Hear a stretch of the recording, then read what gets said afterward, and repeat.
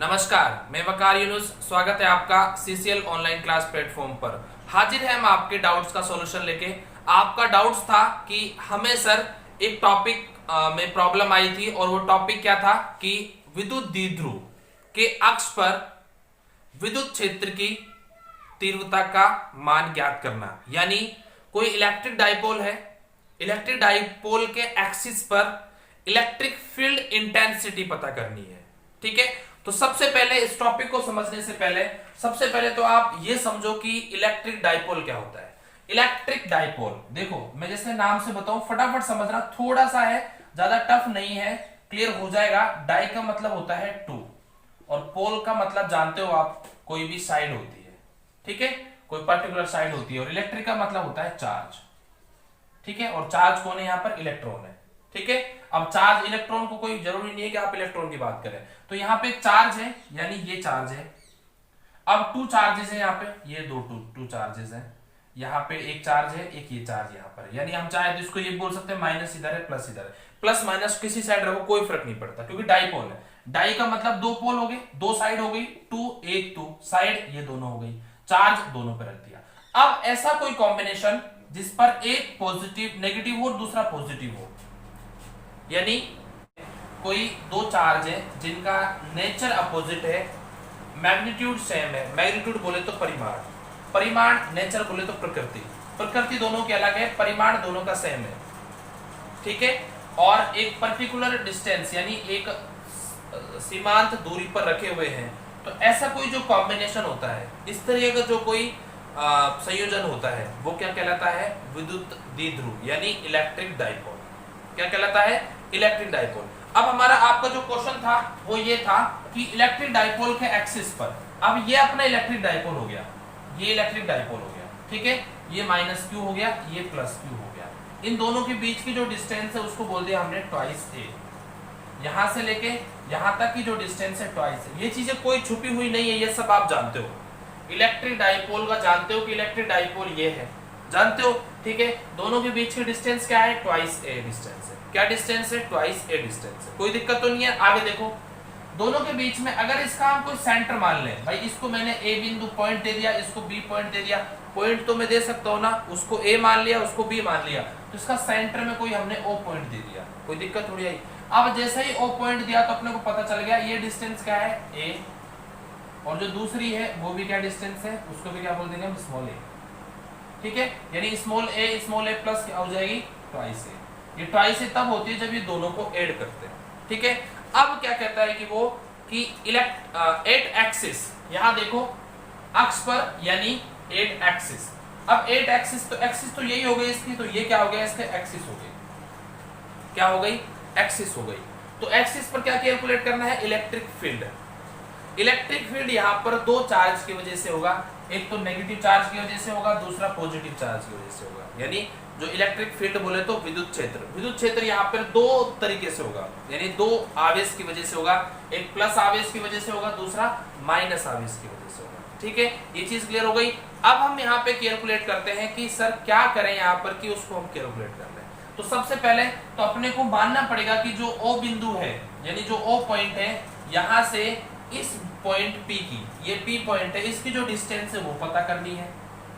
वो पता करनी नहीं है, वो हमें गिवन है। वो क्या है? Small r। यानी ये जो डिस्टेंस गिवन है ये कितनी है? स्मॉल r गिवन है। तो अब अगर अपने को r गिवन है तो ये डिस्टेंस अपन कैलकुलेट कर सकते हैं, ये डिस्टेंस भी कैलकुलेट कर सकते हैं, और ये वाले डिस्टेंस भी अपन क्या कर सकते हैं? यहाँ से कैलकुलेट कर सकते हैं। ये दोनों डिस्टेंस अपन क्या कर सकते हैं? यहाँ से कैलकुलेट करते हैं। अब इसको देखो, ये तो a है, ये r है, यहां से लेके यहां तक। अब यहां से लेके यहां चले, ये डिस्टेंस चाहिए, तो ये यहां से यहां तक पता है अपने पास r है, लेकिन यहां से यहां पता a है, तो अपन क्या करेंगे? यहाँ पे r माइनस है, तो ये डिस्टेंस क्या जाएगी? r माइनस है। तो क्या डिस्टेंस आ गई? r माइनस है। सर कह रहे हो कि सर ये r माइनस a का हमें कुछ समझ नहीं आया कि सर ये जो r माइनस है ये कैसे है। तो इसको समझने के लिए सबसे ज्यादा जरूरी है कि आपको ये पता करना है।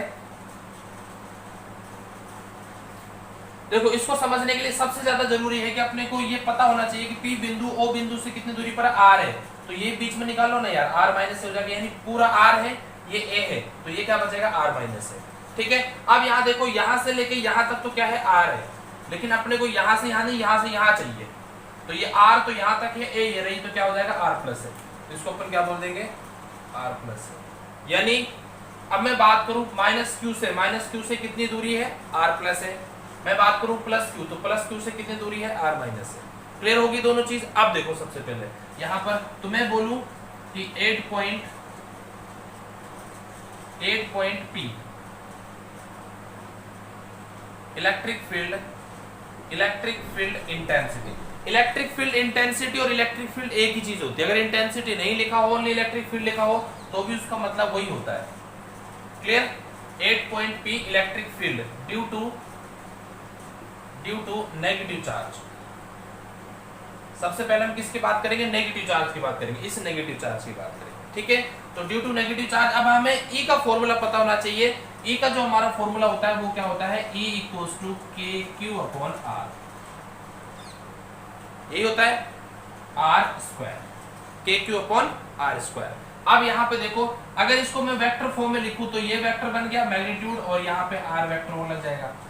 ये क्या हो गया, इसका सदिश निरूपण हो गया, यानी वेक्टर फॉर्म हो गई।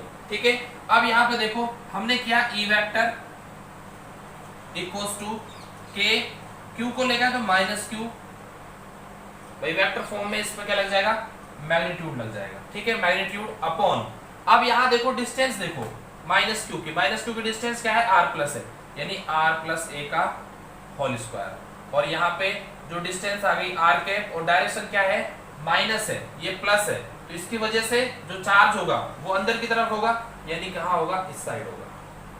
इसको मैंने क्या बोल दिया, E1 बोल दिया। अब मैं अब बात करूं, सर ये चीज तो हमने नहीं पढ़ी, वहां पे तो पहले E1 उधर माना था। उसके लिए मैंने क्या बोला था, 8 point P electric field due to positive charge.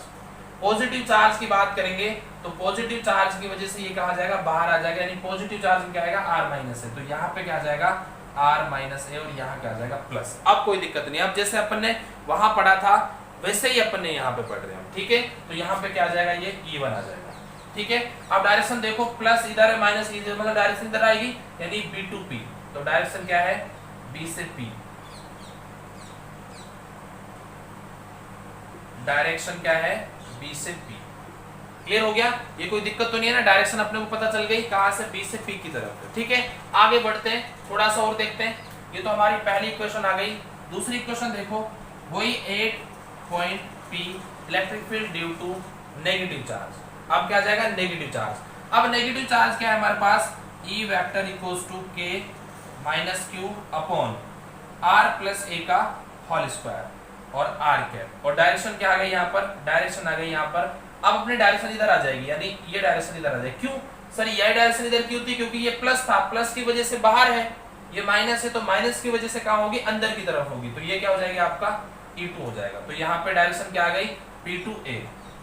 तो डायरेक्शन क्या है, P2A। Equation number 2। ये दोनों इक्वेशन इंपॉर्टेंट थी, बाकी तो आपको इजीली समझ आ जाएगा। ठीक है, पहली इक्वेशन क्लियर हो गई, दूसरी इक्वेशन क्लियर हो गई। अब तो अब कुछ नहीं है इसमें, अब तो मैथमेटिक्स है, अब तो मैथ्स लगानी है और सॉल्व करना है, कुछ ही नहीं करना अब तो। ठीक है, अब मैं आपसे कहूं कि 8 पॉइंट P रिजल्टेंट इंटेंसिटी,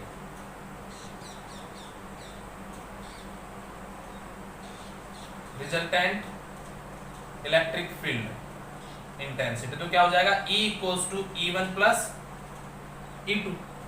ठीक है, अब एक बात और ध्यान रखना, यहाँ पे डायरेक्शन P2A है, यहाँ पे B2P है, यानी ये तो B से P की तरफ जा रहा है और ये P से A की तरफ जा रहा है, यानी उल्टा है। अब मुझे A से P करना है, तो इसमें क्या लगा दूंगा, माइनस लगा दूंगा, यानी अगर हम इसको आगे बढ़ाएं तो क्या हो जाएगा, ये माइनस K। अब ये तो भाई जो माइनस था ये तो मोड़ खा गया, तो ये तो प्लस हो गया, और यहाँ क्या बच गया अपना R प्लस A का होल स्क्वायर और R कैप, और डायरेक्शन क्या आ गई, डायरेक्शन आ गई आपकी A से P, तो यहाँ पे आ गया माइनस। तो अपना जो E2 है, ये E1 था, ये क्या था, E2 है, तो E2 क्या आ गया, माइनस के ऊपर। बस अब वैल्यूज रखनी है आपको, कुछ नहीं रखना।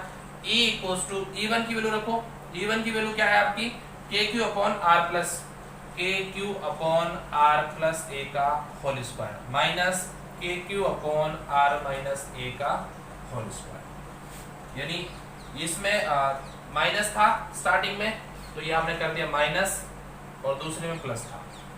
कोई दिक्कत किसी को नहीं है ना। अब बस इसको इजी सॉल्व करना है। तो यहाँ पर देखो भाई के क्यू तो आगे कॉमन, तो क्या बचेगा 1 माइनस आर माइनस ए का whole square minus 1 upon r plus a का होल स्क्वायर। ठीक है, इजी है ना। अब यहाँ पे के क्यू को रखो बाहर और इसको सॉल्व कर लो। अब इसका एक फॉर्मूला होता है, अगर ऐसा कुछ गिवन हो तो उसका एक फॉर्मूला होता है, मैं यहाँ पे लिख रहा हूँ उस फॉर्मूले को। फॉर्मूला क्या होता है, अगर गिवन हो a माइनस बी का whole square a plus B का होल स्क्वायर, तो इसका फॉर्मूला होता है a square minus B square का होल स्क्वायर। ये सूत्र है भाई, ये सूत्र आपको याद रखना पड़ेगा, ये मैथ का सूत्र है। ठीक है, तो ये मैथ का सूत्र हमने लगाया, तो इसको हमने क्या लिख दिया, पहले तो अपन इसको पहले दिन दोनों को सॉल्व कर ले। यहाँ पर तो क्या जाएगा ये, अगर पहले अपन इसको सॉल्व करें, यानी ये दोनों चीजें हैं अपने पास है ना, तो अपने यहाँ पे क्या लिख सकते हैं, r माइनस ए का whole square r plus a का होल स्क्वायर, दोनों क्या ले लिया अपन यहाँ पे एलसीएम। अब इससे सॉल्व करो तो क्या जाएगा, r प्लस ए का होल स्क्वायर माइनस, इसको इससे भाग दो तो इसमें डिवाइड करो तो क्या जाएगा, r माइनस ए का होल स्क्वायर।